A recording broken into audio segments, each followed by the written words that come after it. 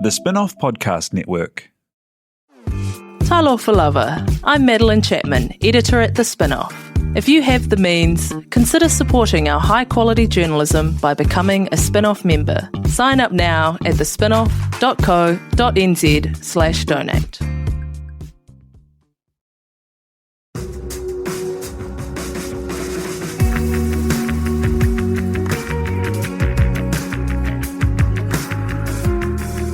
You're listening to Business is Boring, a podcast that reckons it's anything but.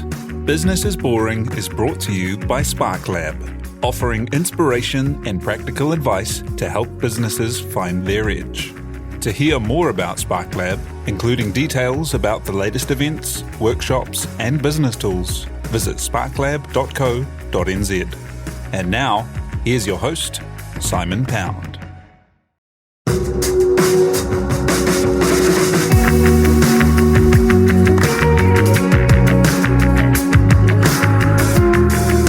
You're listening to Business is Boring, a podcast that reckons it's anything but. Business is Boring is brought to you by Spark Lab, offering inspiration and practical advice to help businesses find their edge. To hear more about Spark Lab, including details about the latest events, workshops, and business tools, visit sparklab.co.nz. And now, here's your host, Simon Pound. Kia ora koutou katoa and welcome to Business is Boring. Did you know 45% of fresh fruit and veggies grown in New Zealand are rejected as imperfect and don't enter the food system, instead becoming compost or landfill? Pieces that are too large, small, misshapen or too ripe. Wendy Zhou discovered the size of this problem when, at the beginning of the first COVID lockdown, she was helping her family friend, a market gardener, move tomatoes that would otherwise have gone to waste. Since those first moves, selling through Shopify and WeChat, Wendy has grown Perfectly Imperfect to be a charity with hundreds of volunteers that glean thousands of kilograms of food that would go to waste, connecting it to people through food boxes, to suppliers of things like cauliflower ice cream, and sharing the mission to reduce food waste of perfectly good, imperfect food. Wendy joins us now to chat the mission, the problem, and her approach to innovating solutions. Tanakwe, thank you for being here. Thank you for inviting me over. Aha! Hey, so tell us, how did you get into? Tell us how you kind of discovered the world of gleaning and food waste problems. Well, first it was the first night of a lockdown. So I got a call from my best girlfriend because she grew the tomatoes and suddenly has nothing moving to the pack house. Simple as that started. And a couple of days later, we're able to sell everything. But it got me thinking, why does it happen in the first place? You know, the perfect tomatoes was supposed to be delivered to the supermarket and the supermarket is still open. Then what is going on? So I started researching around entire food system. What is that and how we designed it, and discovered the food system is kind of like linear. And they only take what is good to sell. And the tricky part, they even have the market standard for every single produce. Like, you know, tomatoes has to be round, perfect shapes. But that seems like doesn't right for me. Yeah. So it's all those questions I have in my head as like why food cannot be sold and then become like the food that we want to eat and never existed. Did you have much to do with the commercial side of food before this? Yeah, I grew up in restaurant because my dad is chef. And 20 years ago, when we first came to New Zealand, he opens a restaurant called New Flavors Restaurant on Domino Road. And that was a big thing. And it's famous by knowing his dumplings. And for the Chinese people, you can dumplings everything. You just can dumplings everything. It's kind of like it's not a simple cuisine. It's a way to eat your food, like hot pot. You can hot pot everything. So they kind of like stuck with me when I read the newspaper about that zucchini farms up the north, Kerikeri. Brett was calling on the news, say, over 100 tons of zucchini grow into marrows, so they're going to rot on the ground. And just simply ask for people to harvest and eat them afterward. And I look at those marrows, it seems like delicious. I'm sure they can be dumplings. Mm-hmm. So next day, the whole families went up to Kiri, and 30 minutes later, we gathering over 600 kilo zucchinis on the marrow size with all the kids, you know. The youngest one was only 3 years old back then. And everyone has a joy. Didn't seem like too hard to, you know, accomplish anything that delicious next day to turn to dumplings. Yeah. And is that something like, you know, as you started to understand the scale of the problem, that there was all of this food going to waste? I mean, when you know, zucchinis have turned to marrow, you know, that's a really obvious example, right? But paint us a bit of a picture what you started to discover about how much of what a farmer grows or a market gardener grows doesn't ever make it to the supermarket just because of being too ripe or a different shape, or it's kind of bananas, right? Yeah. So typical example we can think about is cabbage families like a broccoli and cauliflowers, because those things growing in the summer season was extremely hard. If you have your own garden, you know, during the summer season, the heat, which is causing lots of problem with the Brussels. And also another protein issues, you know, the white flies. And for broccoli during the summer season, they tend to flowering and sprouting faster in the short season, that is. So one experience that we had, April 2021, this grower, fresh grower down the Pookie, they only harvest 15% of broccoli that summer season because the market is slowing down, but the market only required the broccoli to be smaller than a cauliflower as a, you know, common sense. But that thing can grow twice my head, but still eatable. And also it's a packaging issue. You know, the broccoli is losing pack, but still holding in the crates. And every crate can need to be hold at least 6 counts or sometimes 25 counts. That means they're quite small size. So once they grow over the size and you only can afford like 4 counts in the crates, then I don't accept it. And isn't that wild, right? Because all through history, if your broccoli got bigger, you had more broccoli to eat. Like, exactly. That's a plus, right? Yeah, and then when the broccoli grow bigger, they actually not that tight as much. So actually easy to cut, easy to wash it, and you have lots to eat, to be honest, from one seedlings in terms of production ratio, right? But it's not seen that way as a purpose to feed the people. It's seen the way as how efficient and cost efficient to selling the product. Yeah, and to fit into an expected model of shape, size, and appearance rather than nutrition, good use of land, good use of resources, ability to feed people. And also another reason that food becomes such a pageantry is all the technology that we are using and the science putting together, it just makes things growing faster.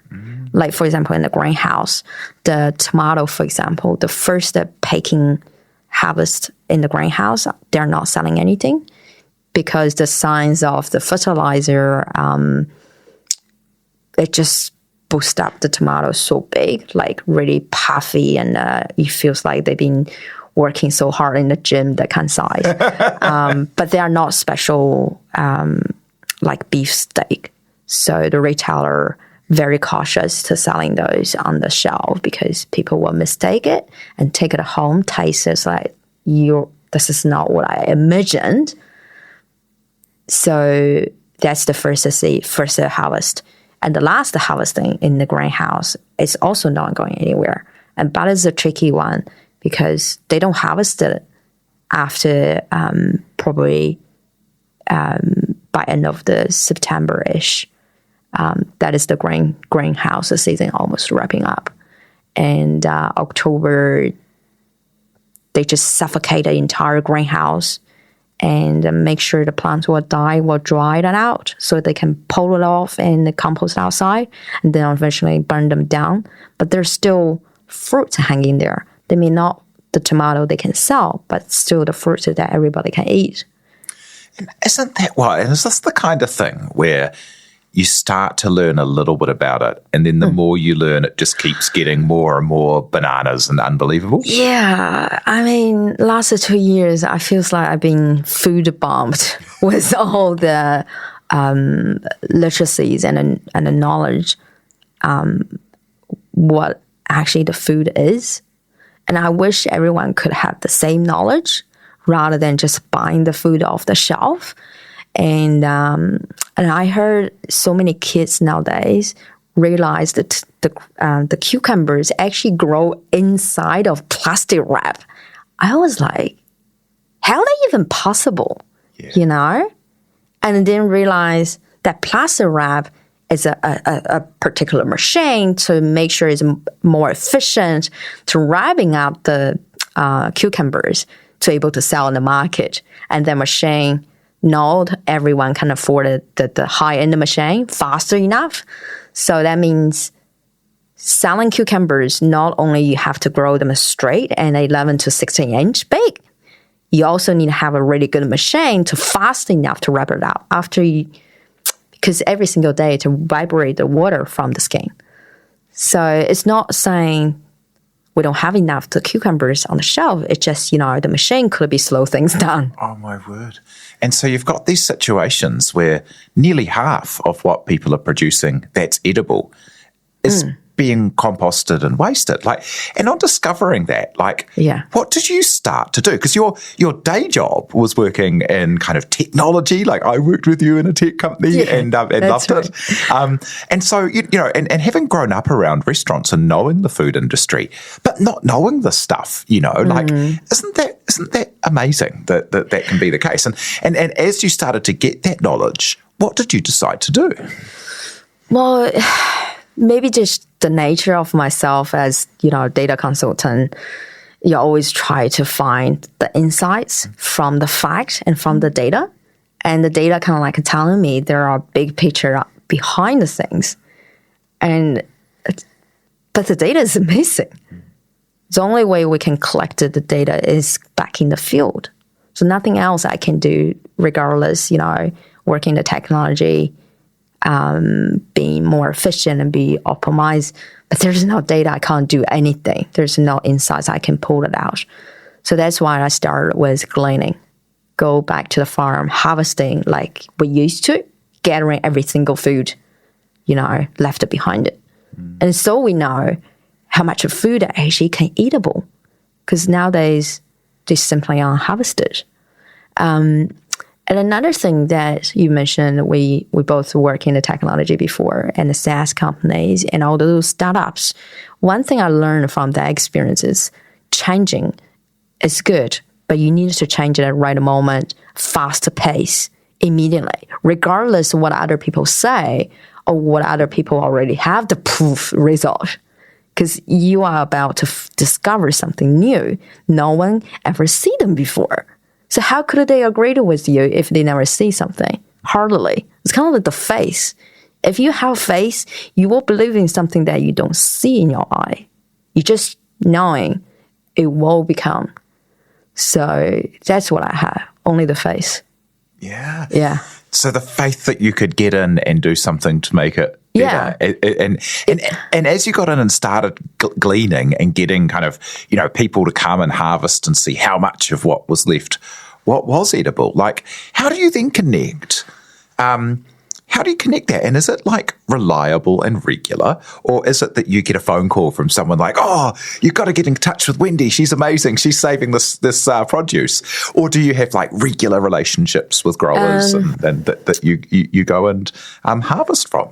Yeah, I mean, even I work in the data sector, but I'm kind of a really extrovert. I talk to people, I guess, growing up in a restaurant, being a waitress all the time. I love to introduce myself to the strangers, to get to know what they like to eat, to give my recommendation.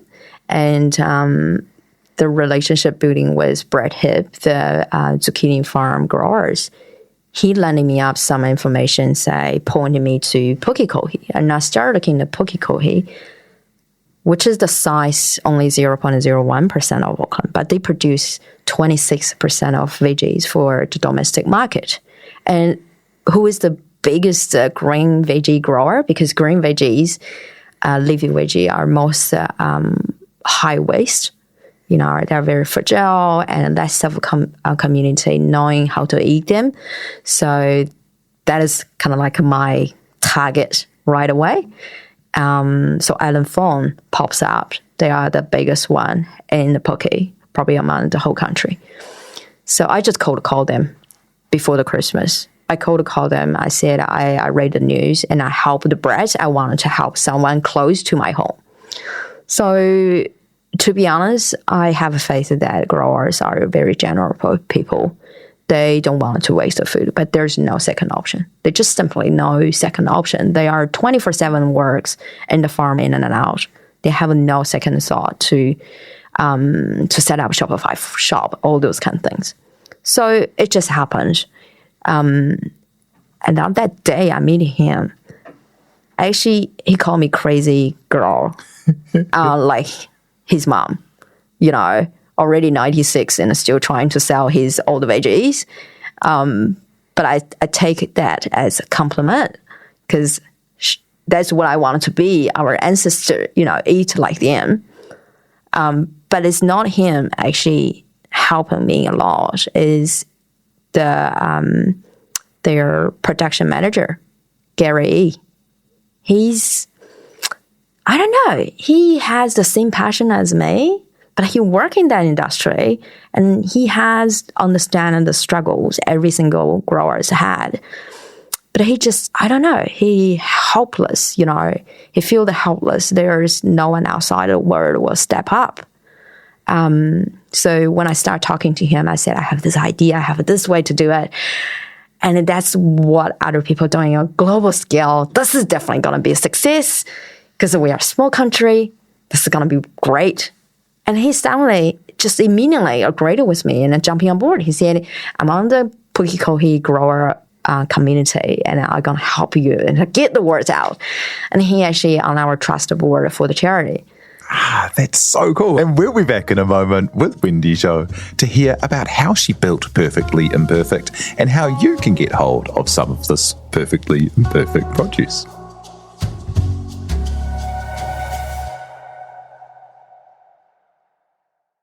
Spark is proud to partner with the Sustainable Business Network and the Climate Action Toolbox. The free Climate Action Toolbox can provide you with simple step-by-step guides to measure and reduce your emissions. Help lead the way to a low-carbon future for New Zealand. Visit sparklab.co.nz/sustainability to find out more. Raising capital or taking your business to the world? Investment Fix has the lowdown on everything you need to make it happen. This season, we're exploring the US market, the opportunities it offers, what it takes to grow a business there, and the best way to approach investors. Join some of the superstars of the investment and business world as they share advice from their time in the US so you can make your mahi count in this massive market. The Investment Fix podcast, brought to you by Invest New Zealand. Tune in today.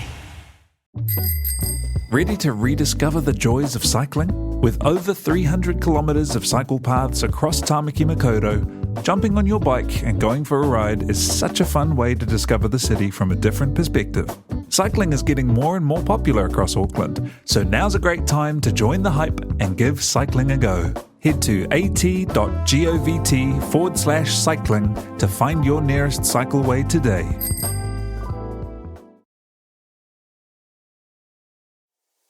Hoki mai anō, and welcome back to Business is Boring, where we're with Wendy Zhou, the founder of Perfectly Imperfect. And so you'd found this network of growers in Pukekohe and had created connections with people who, you know, like you were just saying, that they live this 24/7 life. There's no holidays, you know, there's no way to get away from the farm, and there's not really room in life to do much more. The margins are so tight. How did you decide to get in the middle of that and help to create more channels to market for this produce that was previously being turned to compost? What kind of stuff did you get going? Well, I guess they've been working on the job. You know, they never see from the outside or from the top to view the things like different. And they hardly doing that. And as an outsider, I look at the entire food system, and I also searching what the global scale looks like. And because the issue that we are experiencing is not solely independent. You know, everywhere in the country, like in UK and in States, they had experience like this years ago. And we're all developing the food system like any other country. So if they have a solution, so do we should apply the same. And I also thinking about the feedbacks during the COVID, you know, all the growers standing in front of media, shouting out there's tons of food left behind. They actually saying the true fact, how they treated those food are still edible, are burying them back in the land and composting them. And the feedbacks from the community are furious. They are angry about why they're trading food like that. Why don't they go into the farm market? But like we said, they're working on 24/7. Literally, Sunday you visit the farm, they're still working hard packaging for tomorrow's delivery on Monday. There's a non-stop to get the food on the shelf.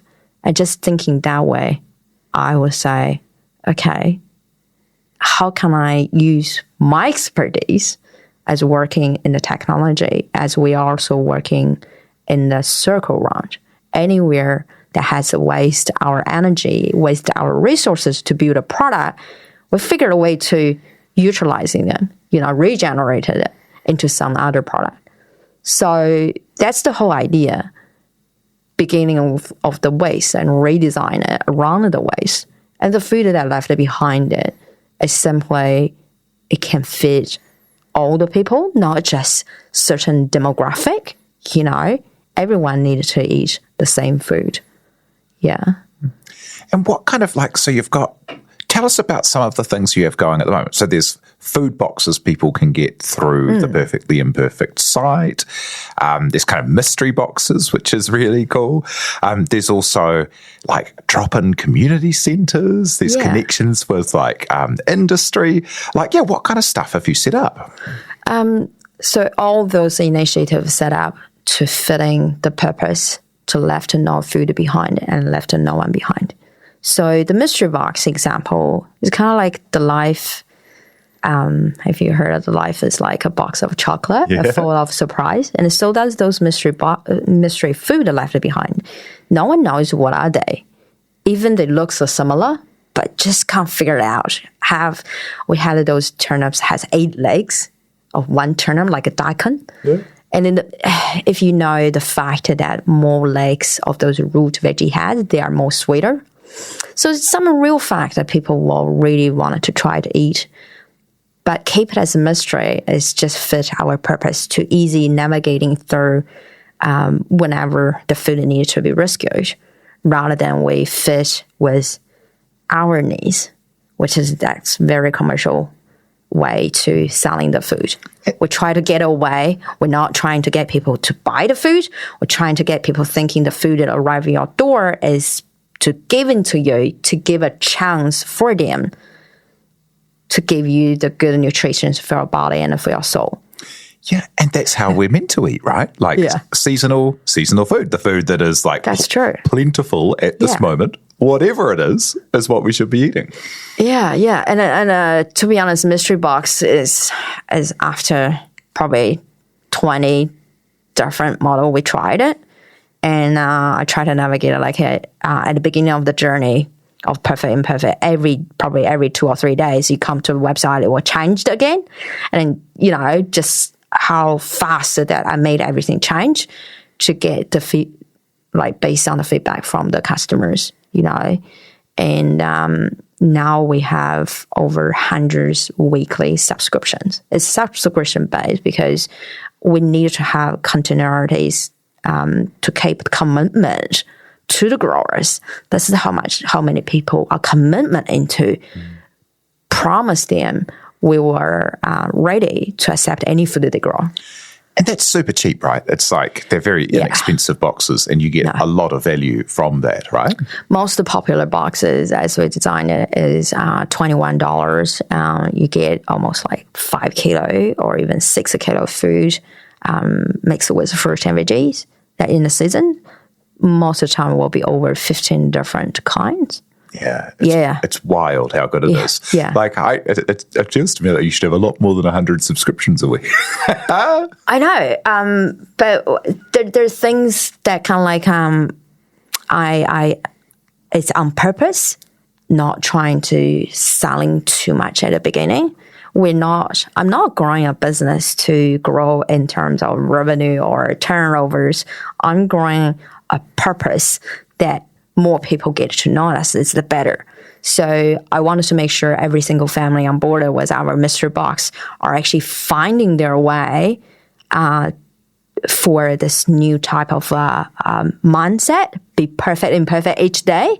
So the first 20 families on board with us a year and a half ago, they're still with us. That's how good the customer retention rate that is. And talking to a few of those families, and they actually said, family of 5, they only bought $36 box, so that's our large size. That's enough for their entire week fruit and veggies supply. And they said they actually eating more and more veggies in the beginning, and their entire dietary and meal planning changed. Yeah. It's fascinating to hear that, because I never realized the box can actually getting people to change the way they are eating meals and then serve the meals to their families. And the parents have said to me, they even start realize the kids are eating more veggie and the fruits and more like easy to accept the new food now. Yeah.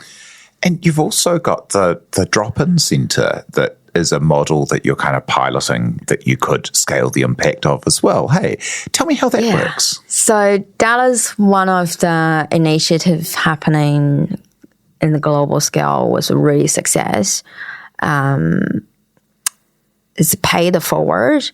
It's community shop, but rather than the free food bank, preserved the dignity for everyone comes in, and then also give a chance to cherish everyone that saying you are worthy enough and to giving back the community or the people that you wanted to help, even though you just have enough money to feed yourself.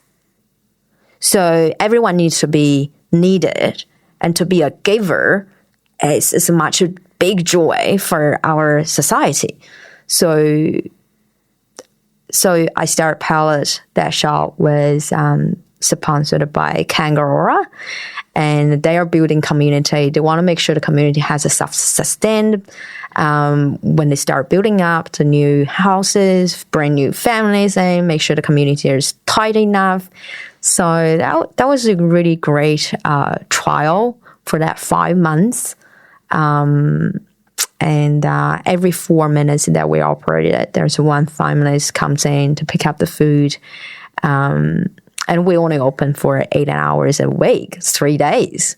But people just lining up by the door when we start open, because everything I try to putting together, want to make sure I utilize the resources, because that shop is open purely by the volunteers, local volunteer. Want to make sure that every single minute we put in the efforts are efficient enough. So by meaning that the community needed to take effort, come in on time, and to get the foods out for themselves. And how cool would that be to be, in every neighbourhood, at one of the Kaianga Ora facilities? Yeah, I think that's definitely something are easy and feasible to set it up. But there is a tricky point is considering how expensive their retail property lease that will cost us. So I'm breaking that through, maybe trial some food trucks, turn the food truck into a shop, or maybe a trailer shop, movable one. We can drive across the street on this.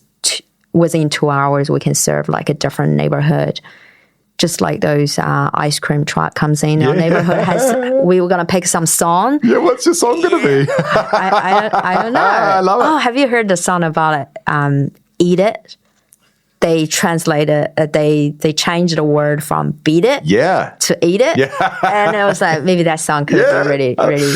Yeah, I love it. So if anyone's listening and has a truck they would like to donate, get amongst. Yeah, awesome. And then tell me about some of the larger scale stuff that you do as well, because you're talking thousands of tons of food that you're helping divert here through, hundreds of volunteers getting out and gleaning and picking and getting this in. Like, what are some of the kind of commercial scale side of things? Like the cauliflower ice cream is really cool, eh? Yeah. So by understanding how much food left behind are still eatable, and some food are just, once you harvest it, you have to process them immediately. And we only have 5 million people. And the people who actually can consume cauliflower are probably only 3.5. So that means the food that left behind got feed every single one in New Zealand every single day for the next 3 years. That's not possible. Even though how much you love cauliflower, you just can't bear it thinking every day you're going to eat the cauliflower. So that caught my thinking. I need to reconnect it back to my roots, the restaurant, and those food startup companies. I know there's a lot, and researching about food startup, I realized, upcycle food industry actually worth $5 trillion. They all wanted to building up that $5 trillion market, but where they get those food coming from? From us? Why not? At the same time, they can save the food that has left behind it. So I started searching, is there any organization or a society doing or pride about the food story? So I called Eat New Zealand by the Kaitaki Group by Eat New Zealand, which is backed up by the New Zealand Restaurant Association. Perfect match. So I put in my application to be part of that cohort last year, and they accepted. So I started meeting all the chefs, across the country, all sorts of people doing different food and try to telling the stories all together. And I met Melly, who is doing cauliflower ice cream, and been working with her last 12 months or so, and trial with a different kind, tag 2 or tag 3 cauliflower, different colors, and see which one are coming, a good impact with cauliflower ice cream taste-wise. And now finally, we come to launch it successfully on the field days just last week. I went there and see the crowd queued up, tried taste the cauliflower ice cream, getting their mind blowing. Yeah. And I asked them, how you feel about that? They were like, this is incredible. I can't taste the cauliflower from the cauliflower ice cream. It's just so creamy. So it's awesome, because the first moment I found out they are making cauliflower, immediately I believe they're going to be tasty. Because I know my cauliflower is tasty. Doesn't matter. And especially combined with ice cream that everyone loves so much. I can eat them 24/7 every day. So problem solved. I love it. And how does it feel for you, Wendy, having gone through this journey? Like, obviously loving food and growing up in, one of the restaurants that put the Balmoral food scene on the map, and then being a data scientist and working, in some great companies and some big roles. Like, how's this journey been for you personally back into food and being able to see the impact of diverting so much waste and helping give people better nutrition and being part of this? How's it been for you? The moment I set up the Perfectly Imperfect, hugely because of my children, the way they cherish the food that we gleaning back, I just feeling like I threw half of my children out and don't care of them and let them die, don't feed them at all. That's exactly how we treat the food left behind the farm. Somebody has put a lot of effort to grow them, make sure they grow perfectly, which is a means of the nutrition and, good food to feed our body and the soul. Suddenly, someone say they're not good enough because they're too short, they're too big. It just doesn't feel worth it, It's not good enough as a mom. And also, I feel like I'm a Christian, so I'm always chasing the questions. Later this year, since the COVID, what is my purpose on the earth? Why I'm here? What is His plan for me? Maybe it's a middle-age crisis, but what is the real plan for me? His plan. He has the time. Maybe this time is my time for Him to serve Him. And I just can't believe that, New Zealand has 1 in 5 of our children are living in the household that experience food insecurity. That shouldn't happen in New Zealand. And it's not about me, because it's about like who we are as a human being. Are we trying to use technology to help us to getting better and better each day? Like I'm data consultant, so I use the data to understand how the business can grow every better day. But is it helping us to be a better person next day? That's my question. So this is for me is more like a calling. So I don't set the business of Perfectly Imperfect has a particular strategy planning. The strategy planning board for us is empty until someone in some community has an issue or stamp on the board, and then we start escalating it. We start fixing that issue and then providing a solution and finding a network, building together. That's why communicating with commercial business, that also helping the society grow at the same time. Make sure no one left behind just because there's more food that comes in. But it's most important is every single body need to understand it is we don't own the earth. We're sure we use the resources, but we need to be very careful, and we're not perfect. So being perfect and imperfect, it's just perfect enough. Yeah. So it's more, how to put it that way, is more than me doing a new business or startup. It's about like something I discovered that meaningful to devoting my time in every day, that bring my true joy of seeing myself still living. I hope everyone would find the same goal for their own life as well, and just simply eating those food are just good enough. Because sometimes we overkilling it. We're overkilling it with our generosity, with our kindness to helping other people to become better, but just let them to be stronger enough to accept it, who we are, and treat the food the same way. I think that's everyone can do it. Yeah, absolutely. And in terms of the goals of the organization, you've already made such big strides, and it's absolutely bananas that it's not like a national scandal, the amount of food that gets wasted and the way that there's no systems, or you're having to build the systems to mean that it can be used effectively. What are your big goals, and what would be success for Perfectly Imperfect? Well, as we don't have plan, but we do have a goal to working toward, is to creating a safe place for everyone to enjoy the food with dignity. And that means everyone, not just consumers. That also including anyone that work in the food system to bring the food in. They also need to preserve at a certain level of dignity. And to be said that is left no one behind. That also means the both way. Left no food behind, left no kids, no family behind. And the growers nowadays are only able to sell 45% of food that they grow. The rest of food is not good enough to sell, but good enough to eat. So eventually, I'm still going to go back to the technology and make sure they have efficient way to communicate it with the business and with the people who wanted to use the food, and to able to sell, or should we say, utilize the food they grow for 99%.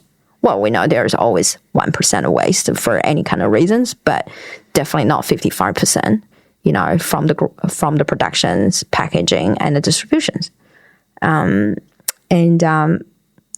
think everything's ready. I just needed to have a breakthrough it, and a kind of like a revolution. And all the revolution in the history, it started with the people power. So it's not waiting government to call the policy change. That will be too late. There will be some time that we have to go to Mars that time. But people power that now will redirect the entire food system to re-looking at what are we actually already growing. Should we really growing 60% more food to feed people like 90.6 billion by 2050? Or should we just revisit and make sure that we use everything? Mm. And how many people in New Zealand would have to get involved with what you're doing to actually fix food waste? Only 2.6%. Yeah, that's amazing, right? Yeah. I love doing the numbers and doing the data crunching. It just seems like we're a small country, we only have 5 million people. We never solve this because we grow enough food to feed 40 million people, but we don't actually waste the whole thing, right? 60% of produce actually exported already. So it's not too many left behind it in that sense. But for me, to change everyone's mindset, because that's very powerful. Once 2.6% of population, which in turn is 120,000 people, change their mindset, they can influence the rest of the population easily. Everyone has connections. Everyone has families. Like, in New Zealand, everyone's a cousin. And everyone should know gardening themselves. Like, when you garden, you don't get 5 things that look the same and look perfect and store-bought. It's the oddity, not the norm. It should be, it makes so much sense that food isn't going to look like supermarket food the whole time when it's been grown, and the stuff that doesn't fit that mold is delicious and good and nutritious and good. So that everyone should be getting the mystery box. I think it's not everyone can grow their own food nowadays. Since the city plan has changed, so more and more people are living in the condo apartment. That's why for me to targeting the first batch of the customer, targeting the customer who are related and associated with community garden society. Any community has their own community garden. That would be our primary goal, to reaching out to change their mindset. Well, you apply for 2080 principle. This will be most efficient way to do it. It's not best group of people to selling the food, but it's the best group of people to getting to understand another side of the story behind the scenes. And as a final thought, Wendy, what will success be for you? For me? Yeah. Oh, because I'm not doing this for me. If you say this is a success for me, I guess I just had my first TED Talk last week, Saturday, and hear more feedback from audience. That was already a success. I cherish every steps of the small success every single week. But I guess for the big picture, I would say Perfectly Imperfect will get into the supermarket. I know they can't change their model because they are already profitable. Why change something profitable? But they can adapt to us. We can be a shelf, the shelf of behind the scenes in front of the shelf. That would be cool. And I guess the success will be 20 years later when my kids having their families, they would able still access to the food that, ordinary as who they are. I think that would be the huge success. Otherwise, I can't imagine 20 years later what kind of food will be left on the shelf. Yeah, love it. Well, I can't wait to see where you take it next. Thanks so much for sharing the story of Perfectly Imperfect so far. That's Wendy Jo. Kia ora. Thank you. So thank you to Wendy, thank you for listening, and to everyone who helps make this happen, like our producer, Samuel Robinson. Do follow Business is Boring wherever you get your podcasts, and be sure to rate and leave a review if you like what we do. E no hora.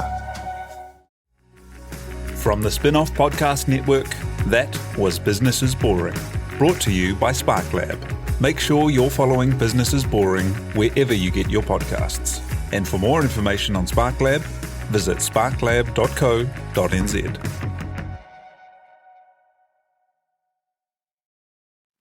Kia ora e te iwi, Te Aihe Butler here, podcast manager at The Spin-Off.